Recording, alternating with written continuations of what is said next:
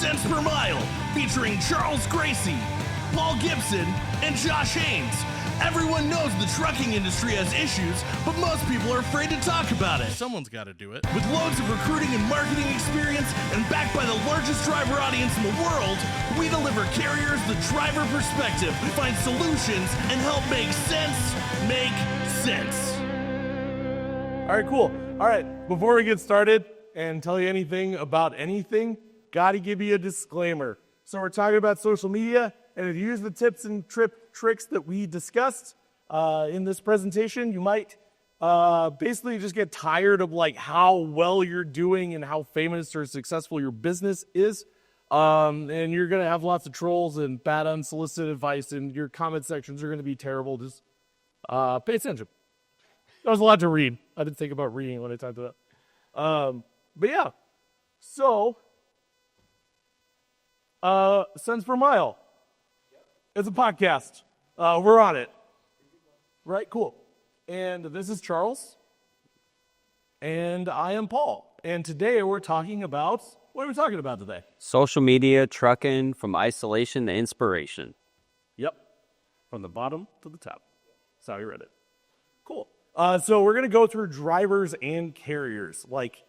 So if you're a driver, how you can leverage your social media, how you should go about it to essentially like build a following, whether you just want to be an influencer and super cool, or whether you want to do it to grow your network, to have access to like more freight and that kind of stuff. Or be the sidekick to the influencer. Yeah, except for I wasn't a driver. I just said weird stuff. That's what I got here. And then carriers. Carriers. Yeah. You need help. We're here to help. So, a lot of times when I hear drivers, they're like, "Oh, I don't post on social media." You should. It's 2025. You're on there. You have a Facebook. So, cool. Yeah. The road is a lonely place, and it's a great way to find the people that are going to connect with you. You're stuck behind a windshield. What better way to connect with the world and what's going on than using social media? So drivers are using it to connect with fellow drivers and share their opinions. And yeah, like I said earlier, you can actually leverage your network to get freight, to find jobs. Like essentially anyone that you would want to talk to get anything done, they're going to be there. They also have social media. You can find them on a personal level, on a professional level, and you can make friends. Because that's reflective of possibly how professional you are, and also if you post a lot, could show your skills. So if you are posting terrible things, they're going to be like, "Oh, man, we don't want that person." Well, and everyone's using it nowadays. Everyone's using social media to scout out their next prospect for business, their next partnership, someone that they're bringing on. I mean, we were a fluke in the system. They let us through the cracks, but that doesn't always happen. There was a lot of work in it. But yeah, so because it's one of those things too, like everybody uses ads to find an audience on social media. Like businesses, every time you're on social media, it's add this, add that. Like you got to remember, you as a user are the people that they are looking for, that they're actively paying money to attract. So you can also find them if you need something. All right, what not to do? Don't post at something that you would get fired for. I mean, it's solid advice. If you're posting it, assume that your employer is going to see it. And if you think they'll fire you, probably not do that. Yeah, I mean, regardless how you feel about the whole cancel culture argument or whatever, but it's the idea that if you post something terrible or something that your HR department doesn't like, whatever it is, they'll see it. Someone can take it, send it to them. But also just don't post it in the first place, and also maybe just don't be an asshole. Can I say that? Well, you did already, so we passed that one. All right. Forward progress. Yeah. There can be a fine line between edgy, controversial, or cringy content. You see it out there. You guys have social media. If you're sitting in this room and you don't have one, you should have one. You guys have probably scrolled through something that you're just like, a little too edgy, a little too cringy. You want to be aware of your audience. You want to be aware of the people that are viewing your content or that you intend to view your content. You're building that content out for them. So if you think it might push that line, might want to consider how better approach the situation. Yeah, I mean, there's a big difference between like a hot take about something, like let's say like, hey, tariffs are a bad idea, or tariffs are good, even though that is a really hot take. Charles. I'll use an example. I argued on behalf of non-competes. It's a lot of people are like, oh, boo, non-competes. I actually took the other side of that from the business perspective of it. It was not the popular opinion in the room, but nonetheless, someone needed to hear that perspective. There's ways to approach it without turning away half your audience. Yeah, and but then also like, if you're just gonna post like a skull with an eagle and a truck, and you're gonna say something like badass mofo or something like that, people are just gonna be like, what is that? Why are you posting that?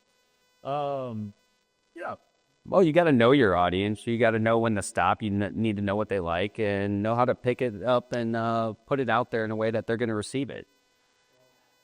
You know your audience. You're posting content. That's how you got the audience, whether it's 100 followers or 100,000 followers. They follow you for a reason. So remember that and then tailor that content to that. You can be authentic and evolve and change, but know your audience. Right. So like a good example on our podcast, we do push the limits a little bit. And so it's one of those things where our whole thing is we love the transportation industry. We love truck drivers. We love all of it, because if it wasn't for the transportation industry, there wouldn't be anything. And it goes a little deeper than that. How many times you've been scrolling on social media and someone's like, oh, this company's horrible, or this sucks, or this is just absolutely terrible. Well, that gives no context to the situation. Share the context, share the actual experience, put some detail in it. You're going to garner engagement off that because you elaborated on it rather than the vague, this sucks. Listen, we can all find something that's terrible out there. Elaborate into it, share it, and you're going to wind up attracting people that are agreeing with that, or sometimes people that don't. Mm-hmm. All right, so here's what to do, right? So consistency is key. There's a lot of people you see on social media, and you're like, why do so many people like this? And the fact of the matter is that they actually don't, but that person has posted enough times that they've convinced the algorithm by the number of likes that they've gotten simply by just being available when people open their phones, that people like it. So that's literally it. Like the number one thing above all else, you can post the sickest post ever, right? But you only post once a month, you're never going to grow. You could post the most mid content like 3 times a day or specified for whatever algorithm you're on, and you're just gonna grow. It's gonna happen. It's inevitable. Like it or not, you're a special snowflake. Pose yourself as an expert, consistently highlight your knowledge and what you know. At the end of the day, you're posting about you, your experiences, your opinions. That audience that follows you, those people chose to follow you, like I said earlier. So stay consistent with that. You can evolve and push your limits, and you're going to change. We all do. Hopefully you do. If you don't, then, yeah, we should talk afterwards. There's self-help groups for that stuff. But you want to be authentic, and you want to put yourself out there. No one's going on social media to look at John Doe and say, oh, it's just like this person and this person. Like, you're each unique. I have several of you in this room or more that I follow. I look forward to your content because it's different than the next person and the one after. So be different. Don't be scared to put yourself out there. Heck, the first time you put me on camera, I forgot to blink for like 30 minutes. I looked like a serial killer. Yeah, it was terrible. I've rewatched it, and I grew from it. But I was able to share that experience with others, so others didn't do it, and it was something funny to watch later down the line. Yeah, and I mean, it is your perspective. Like, that's it. It's your perspective on whatever it is. That's why you can have multiple people who have the same feelings, but they're all going to have a slightly different take because they have different backgrounds, different experiences, different needs. So, like, don't copy people. Just do the same thing, but the way that you would do it. Because also, that's how you're going to get burnt out. Now, if you're trying to constantly replicate things and not putting parts of yourself into it, you're going to have to keep just making stuff up forever, and that is exhausting in how a lot... yeah. So, also, everybody and their mom is on the internet now. So why should they listen to you, right? There's so many people yelling. It's like being out there on the floor. You could just talk like this, and it's like, but you have to give them some kind of value, or you have to give them just like a reason entertain them. You don't even have to say anything important. Just like be funny or like dramatic or something that really pulls them in that nobody else is providing them. It's whatever matters to you. You got to have fun with this too. You're going to be the one that's consistently posting, so you got to enjoy what you're putting out there. If you actually hate what you're posting, there's nothing worse than trying to replicate that over and over again. I mean, successfully on social media, I found that you got to post 2-3 times a day. If I'm putting stuff out there I don't believe, that's terrible. That does not sound like fun. I'm probably not going to do it, and then the algorithm's going to knock me down for lack of consistency. You only lose if you forfeit. Trial and error is the name of the game. It's true. It took me a while to figure out what was going to be my path on social media. I tried just the professional, like corporate stuff. When I was running a company, I was sitting there like, oh, just salesy stuff. Listen, everyone's selling on there.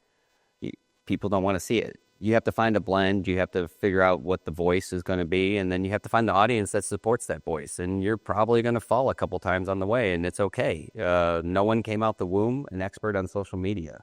And if they did, I really need to talk to that person. It's time to go behind the desk with Tenstreet, and we're live on site with Tenstreet. So Matt's is one of those things, you go around, you talk to all these people, but what if you didn't know someone? I mean, it's absurd to think that somebody doesn't know Tenstreet, but if they don't, tell us a little bit about what is Tenstreet. Yeah, absolutely. So we're here to talk to carriers and drivers. That's awesome about being at Matt's. We get to do both. We're going to be telling carriers about how we can help them with recruiting, retention, onboarding, safety, fuel efficiency, all kinds of tools to help carriers connect with their drivers. And then we get to talk to drivers about Driver Pulse, our Driver Pulse app, and how they can help manage their career, all of the resources and new resources that we've just added to Driver Pulse. So that's a lot. Yeah. That's a mouthful, and you get to say that all at Matt's. Yeah, we have a big team that's helping us out here, so we're getting a lot of FaceTime with a lot of people really quickly. And what's your guys' website for all the viewers? www.tenstreet.com. TENSTREET. That was solid. Yeah. That was solid.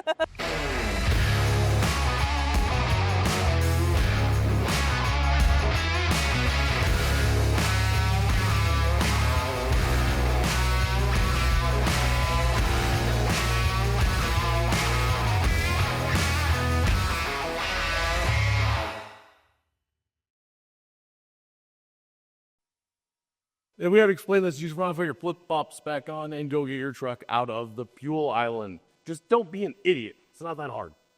I mean, there's a little bit that goes into that, though. Like, I've seen some people do some stuff that they just didn't realize, like, you know, have a backdrop with some confidential information on the whiteboard from their employer, and then they're filming a selfie video. I mean, we all know that one person. That's not safe. That's just like some legal stuff. But like maybe don't like film yourself in selfie mode, obviously clearly with your hand rolling down the road. And certainly don't do it with your foot up on the dash, trying to get that perfect angle while you're going 65 miles down the road. It's just not a good idea, and no one wants to see you crash on video. Like I said, just don't be stupid. But it turns out those are actually real videos. All right, now carriers, this is the fun part. Yes. All right, this is really what it's about. Sweet. Drivers are people. So if you're a carrier, that's the thing. Drivers are people. And if that's new to you, Charles does offer consulting services, and we would love to help you out. I don't know, like talk to them like people, like they do at the trade shows. Instead, they're listing respect as a job perk, or like we treat you like family. You have a great saying for that. What is it, like not the family that comes around once a year and collects money from you? Oh, yeah, we're going to treat you like family. That typically at most companies does actually mean you are going to owe us money and spend the holidays with us. Yeah. Right? That's usually what most companies mean. What's one ahead? So it seems like common sense, but different people do different things. Focus less on trends of what platforms to use, because drivers are everywhere. Drivers are not just on Facebook. They are on TikTok. They are on Instagram. They are Discord. on Discord, yep. I even know a lady that does a lot of stuff on Pinterest. So, you know, they're everywhere. Don't just stick to like whatever somebody who's doing stuff that's like from 10 years ago is doing. Well, and the rules change here. I think that's where people get lost in the translation of this. When you're the person posting the content as an individual, you get to pick where you post it. But when you're a carrier and you're going after the intended audience, drivers, You got to be everywhere, and you got to be everywhere well. Otherwise, you suck everywhere, and no one's going to look at your stuff. And then all of a sudden, we're using some big box name company. We treat you like family cliches. Yep. And so the other thing too is everyone has a different reason for getting behind the wheel. So as a carrier, if you paint a picture of a specific ideal driver, if you paint and create an image of a driver that you want, like as a person, inadvertently or on purpose, you lost so many people. There is such a diverse group of people who drive trucks. And so to do that, to go with that classic, like you want to look like Chris Christopherson, Smokey and the Bandit, like Snowman, like that doesn't necessarily fit.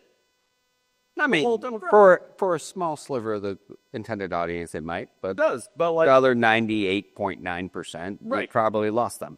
yeah, and so that's one thing to do. What the next one? If you do not post, you do not exist in the eyes of the internet. Well, I mean, I agree and disagree with this one. You still exist. If you're a carrier, you want to be out there. If you're a business owner, you want to be out there because you're going to be in the reviews. And if you don't put anything out there, that's what they're going to see. And you better hope you went on the reviews, because if you didn't, well, it's not going to be a good time. Well, I mean, yeah, that is true. Like, if you are a carrier, one thing you should probably do that you probably Google yourself. Yeah, or no, even better, YouTube yourself. Like, go YouTube any carrier, and I almost guarantee you there's going to be a driver review that pops up before whatever like fun ad they made. But you know what happens when you do post and when you're putting stuff out there on multiple platforms? You start to see that rise in the rankings, and your drivers, your intended audience, are going to see that first. So if you're leaving yourself subject to only your reviews, and sometimes you might get that angry person that had a bad day that left all the time in the world to give you the worst review ever. No one takes the time to leave great ones unless you send them like multiple email campaigns nowadays. Well, then, you did it to yourself. So again, consistency, posting, using multiple platforms, and letting them judge for themselves. Because how many people drive in this room and look up where they're going to work online before they go work there? Hell, I'd do it before a job application. Cool story. Is it? That's sarcasm. All right, sweet. You don't consume your post, your audience does. All right, cool. This is fun. Driver Appreciation Week. Let's start there. Barbecue. Okay, cool. This is my favorite. All right, so I've done a lot of, I was a recruiter, and then I started my own video company, specifically making ads for trucking companies with better messaging, doubled the fleet size of the carrier I worked at, so people started asking me to do it, so I started my own company. Right, and all it takes is just being genuine and being self-aware and focusing on who you're trying to advertise to, not making yourself look cool, right? So you can post all day that like you made cheeseburgers for people out in, like your warehouse or whatever. But the thing is, everybody knows your drivers are paid per mile, right? And so if they're coming in to get those cheeseburgers, that's an expensive cheeseburger when you compare the time off of the road, the time the truck isn't moving, like that's for you. Like, and so Well, that's to give you content so you can post it, and then your drivers are all making fun of you because you're posting about the barbecue or the cheeseburgers that they didn't get. right, or And like that the dispatch office was eating, or outside of that, maybe the shop, and someone snapped a photo and assumed it was drivers. Or one of my favorite stories that we've actually covered was there was this company that made the news. They were a trucking company, and they built a 24-hour gym inside of their terminal. The news came out, did a story on it. There were no drivers in that gym. Dispatch loved it, though. Yeah, everyone that they interviewed was an office employee, but their whole thing was like, yeah, we built this so our drivers could stay healthy because drivers live an average of 16 years less than the average American, which is true, absolutely. There are some people doing some cool stuff about that, but it's like every person, like in their lower third, was like dispatcher, accountants, Mechanic. I'm like, The guy that took forever to fix your truck, he was probably in the gym. or your paycheck. All right, and you have a real life audience. You do if you're a carrier. Ask your drivers what they like about your company and why they haven't quit yet. Turnover is an issue in the industry, probably for a lot of reasons that we don't have time to get into. You don't have You enough. don't want to do that unless you got like 3.5 hours. And if you like, That's it? You like the sound of my voice. And we're going to go back in time like 40, 50 years. You're right. But one of the cool things I learned from you on that is the interview stuff. You go in the video stuff and you always discredit how much that means in this. But there was a time we were interviewing. I was on site. It was Paul, Josh, and myself. We were on site videoing for a carrier. And I found out that things don't necessarily align. What carriers think their winning points are doesn't necessarily translate to the drivers the same. Very rarely does it happen. Luckily for us, we were at a place where it did. And it kind of shocked them, which shocked me that they were surprised that that can happen. But we were at a place where the ownership and leadership there were all telling us, this is why we win. Well, normally when these guys are interviewing drivers, and I've seen it, it never correlates to that. It's usually something else or lack of other options. But as we were talking to drivers, they were regurgitating that same stuff. And these were random drivers we were pulling. They didn't pre-select them as they were coming in their terminal. That's a win. That carrier was aligned with their messaging. But that doesn't always happen. Yeah, so what usually happens in my experience, having done this a bunch of times, is I'll always sit down with like the executives or, you know, the recruiting director or somebody, and I'll be like, oh, what's your main selling points? Like when you're recruiting drivers, like what's the main things that you push? Like what's in your ads? And they'll tell me, and they'll be like, oh, we got brand new 579s. I'm like, cool, everybody just got new slope noses. It's that time of year. You know, like, oh, we'll treat you with respect. That's not a job perk.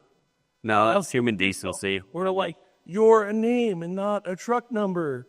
Or your name, not a number, but your truck has one, and that is how your dispatcher will refer to you. And every time you call in, they're going to ask that because they don't know John Doe. They just know the truck number. Right, but every company is different. They're all a little bit different in some way. It might be minute. Obviously, everybody's moving freight, so that's kind of, there's that part, that's the same.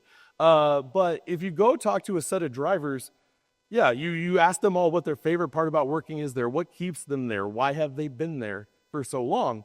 And you will always start to, if you get to about 5 drivers, you will always see a majority consistent pattern. Not always a good one. It's always a good one because it's the reason that they stayed. But what happens is that reason 9 times out of 10 is not what somebody up top who isn't in the truck said, oh, this is why we're cool. It's not. Ask your drivers. Well, it's simply they fell into the trap of thinking that if they can get their message out, that that's going to attract their desired audience. But what they don't realize is the testament of truth is right there, the drivers that have stayed. You're advertising corporate giving you a pizza party. Cool. Yeah. It's a sales tool. It's not always a sales pitch. Be self-aware. Take account of the perspective of your intended audience. You're a carrier. This is how you communicate your culture, your real culture, not the one you wish you had. It's the one you have. And if you don't like it, well, then be better. It's simple. Communicate what you have. Obviously, you're going to need to be able to do that by self-auditing what you have. There's going to be areas you win. You know, some of the most powerful content a carrier can put out? Where they lose, because you now control the narrative. Acknowledging where you lose allows you to have a conversation about why. So maybe it's governors. Well, maybe it's we save so much on insurance that governor is necessary, and now we can give more to our drivers in pay. Hey, let's have that conversation. I can get behind getting drivers more pay. Most drivers can too. They wish they had even more. Why does it take a speed limiter is a whole nother conversation. Thank you, insurance companies. But there's other things in those conversations that can lead you to address those landmines that a recruiter might trip up in. So by having that stuff up front in your marketing and in your communications, videos, whatever, you can now have these conversations. Drivers are going to be self-aware, and it's not an awkward conversation. I'd actually say it goes a step beyond that, because it doesn't matter how great of a carrier you are. You could be the greatest carrier ever. You could have, never mind. I'm not going to talk trash or anything. But like you could have won some kind of award about how cool of a carrier you are or whatever. But the thing is, there's things about being a truck driver that suck. And you can't fix that. You can't fix hours of service. You can't. I mean, we could, just there's too many other people trying to not do that. You can't fix traffic. I mean, you can't fix nuclear verdicts. You can't fix. No, you totally fix those. Yeah, either way, you get the point. There's things that you can't fix being away from home for 3 hours a day, except for maybe if you also had your salespeople buy freight that was more driver friendly than price friendly. Anyway, we're not gonna get there. But we're trying really hard not to go down a lot of different rabbit holes today. So, but it's the idea is that by acknowledging those things, like, hey, I know your job is hard. You know, like you always see, like a lot of drivers will say, like people, or even people on the back end of the industry will say, drivers aren't appreciated like they used to. They don't feel appreciated. How do we appreciate drivers? Well, one, acknowledge their job is hard. Acknowledge they're the only people that aren't required to, that can be W-2 and not get paid overtime. And they showed up to work. Right. You're talking to them. They're out there on the road. They're having an issue. One of the most important pieces of advice I could give to you as a carrier, it might not be important to you, but if they're taking the time to bring it up to you, it's important to them. So therefore, by default, it should be important to you. And if it's not, be better. So yeah, don't just post what's cool about you. Post that you understand the things that aren't cool about the job, and maybe even some things that you're like, I wish we could do this better, right? So I've paraphrased this quote: ask not what your drivers can do for you, ask what you can do for your drivers. John F. Kennedy. That's kind of what he said, basically. To the no drivers, there be no country. But the point is like, also carriers, also a lot of times when you post like, oh, we're the best, we're super cool. And it's like, if you went out there, you know how you win? You go out there and you say, hey, you know what? You're a driver, you work hard, and we're going to give you the tools that you need to be the hero of your story. The generic answer to this question is don't be generic. You are building a community. Online, you are exposing yourself, your culture, and what you're trying to accomplish. Your drivers are looking for that. Your intended audience is looking for that. If you do so successfully, you will have a community. There's successful ones out there. You got to say it like you mean it. Because if you're saying the same cliches like the one I made fun of earlier, with the respect, with the name, not a number, we'll treat you like family. That's great if you do those things. Awesome. Love that. But you know who else says that? Absolutely trash companies. And so if everybody hears that from 20 companies, that saying, that cliche is going to get judged by the worst company who says it. And that's the important part, is it's not karaoke. It's not okay to be monotone, and it's not okay to be tone deaf. You know, you gotta actually, you gotta stay current and mindful of the current environment on the road. If you're a carrier and you're posting things and you're not acknowledging experiences that drivers are having, then like, why would they listen to you? Because you're clearly not listening to them. And who wants to work for somebody that doesn't listen to them? Those are the worst leaders out there. How's it going, bud? That's fine. The story of my life. Here is the big secret. The big secret is you have to know the rules to break the rules. Yes. Knowing how to break the rules is how you win. So what we did, because I didn't really care for podcasts, we went and looked at what all the other podcasts were doing. Did the opposite. And we like watched a bunch of stuff on how to start a podcast, how to do a podcast. And we took all the things that we didn't like about podcasts, and we just didn't do those. Remember how long that list was? It was so long. It was terrible. But we found out where those parts are important. The parts that are important, we kept those because they're structural to having a podcast, right? Like distribution, et cetera, et cetera. But like the format, you don't have to do it a certain way. Anything like, even in your marketing, you don't have to market the way that other people market. You know, guerrilla marketing is brilliant. If you just Google that and look at some of the examples. But the idea is that you don't have to do it the way that everybody else does it. In fact, You shouldn't. right. And that is being disruptive is a big part of the key to success. Constructive disruption. Right. I have to be the buffer here because people have gone too far and it has backfired. Constructive. Also knowing your audience. And you also, There's a curve to this, though.